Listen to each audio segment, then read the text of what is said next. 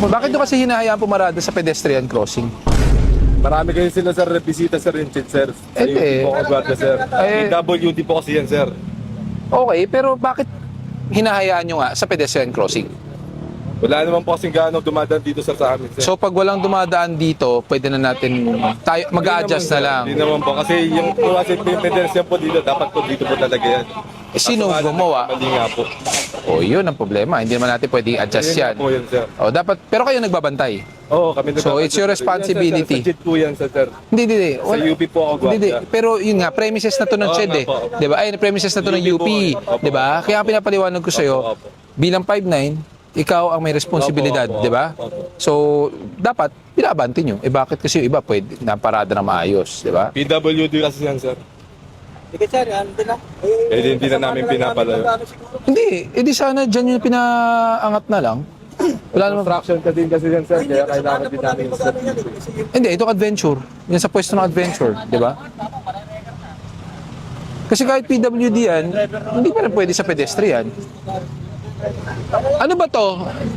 May pay parking? Wala po yan sir. Ginagawa kasi yung slot nila, bali si UP, bigyan na lang sila na magano ng parking kasi wala silang maparkingan sa doon. Oo, kasi ito, considered public road pa rin to, di ba? Ang UP, doon naman na nag-start lang yan eh. Dito.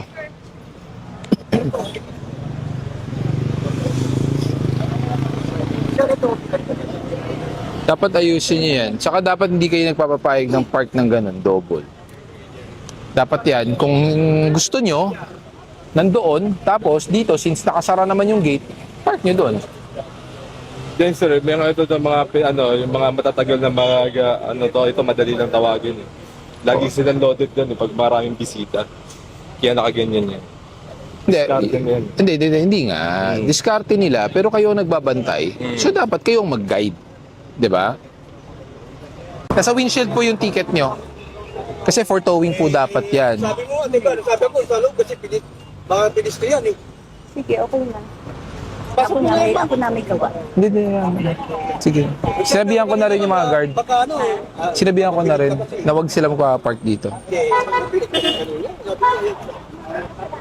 Pinipin na namin kasi tayo Kuya. Andiyan na po. Buon yung ticket. Yes po, ito na sir. Oo. Okay lang yan. Relax lang. Relax lang. Ako kanina sa kanya nga wag na dyan eh. Di, ang papilit. Okay lang yan. Relax lang. Parehong may pagkakamali. Diba? Parehong may pagkakamali. Yan kasi PWD yan. Kasi inano ko lang kanina. Oo. Hindi, pero yun nga kasi, kahit PWD, hindi pa rin pwede harangan yung pedestrian crossing. Diba? Wala po bang parking slot sa loob? Pwede, I suggest ma'am, kung tatagal po kayo, lipat natin sa loob na lang po, kung may slot. Hindi ako tatagal, pero tatanggalin ko kasi Sa loob na lang po, may slot naman sa loob.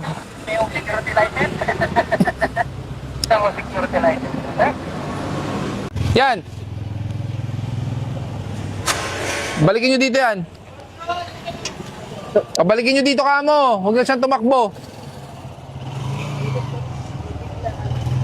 Isama na niya kamo yung angkas niya.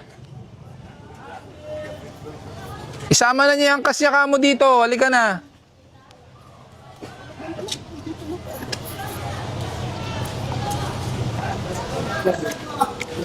Sabihin mo sa kanya, isama na niya yung angkas niya dito. Dahil ganun din.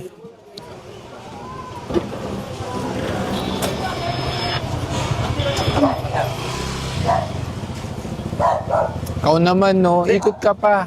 Hindi, kala ko po, di ka patuloy kasi may nagtupan ito. Kala ko ba ano ginagawa? Eh, pero yung angkas mo, walang helmet, alam mo. Opo. Oh, yun. Kasi bumabala dito, bumili ng ano. Opo, pero na lang po ng lisensya mo. Kala ko kasi hindi pinapatuloy kasi may, kala ko may inspection. Akala ko rin kasi may helmet yung angkas mo. Kayo talaga. Hindi ko, kinagalan po kasi bumili ng ano, pagkain ng ano. Wala naman talaga siyang helmet eh. Meron po.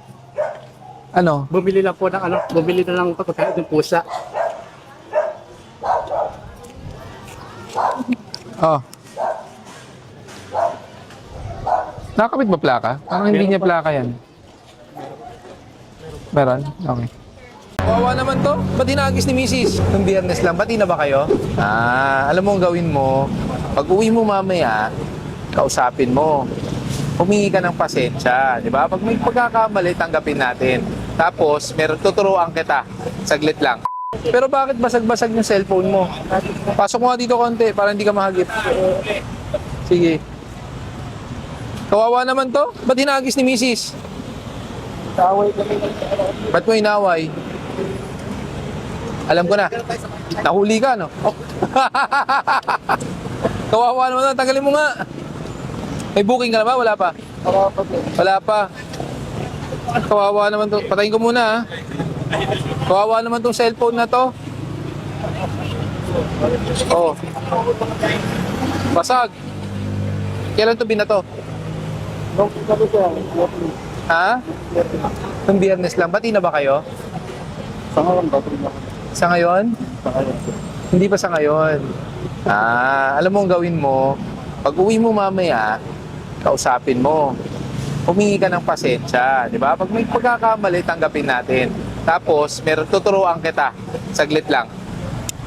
Pakibigyan mo nga, pakikunin mo nga yung isang pack ng grocery sa sasakyan ko. Saka bigyan mo na rin na isang bagong cellphone, yung galing kay Cellboy. Kawawa naman to. Saka mo uwi. At tatalon lang. Palagi kayo gusto rin. Araw-araw ka ano ka ba? Lalamove ka. So, anong oras ka pa bumabiyahe? Simula alas 8 sir. Alas 8 hanggang anong oras? Alas 7. So, pagod na pagod. O, teka, bago kita bigyan yan, ito muna. Bigyan kita ng cool sticks. Alam ko yan, araw-araw ka na sa kalsada, may inhaler ka na mint. Pag sumakit ulo mo, pwede mong yan. Meron niya sa ilalim na bubuksan, pwede mong i-wrap sa ulo mo. Ayan, pwede mong buksan para makita mo. Ayan, sige. Sample, ikaw na.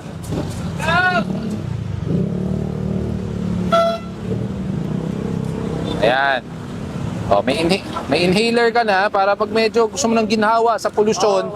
O, di ba? O, pangalawa, dahil wasak-wasak ang cellphone mo, ito bibigatan ng bago. Galing kay Cellboy. Okay?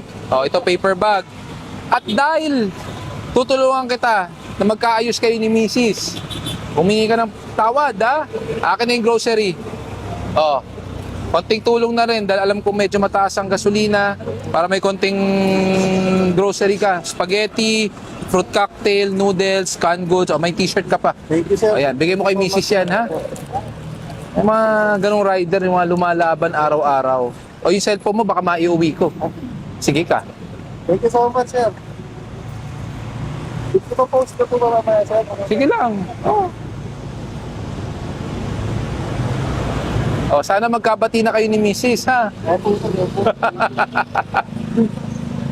Sabihin mo kay Mrs., sabi ko, na magkabati na kayo, magkapatawaran, di ba? Okay.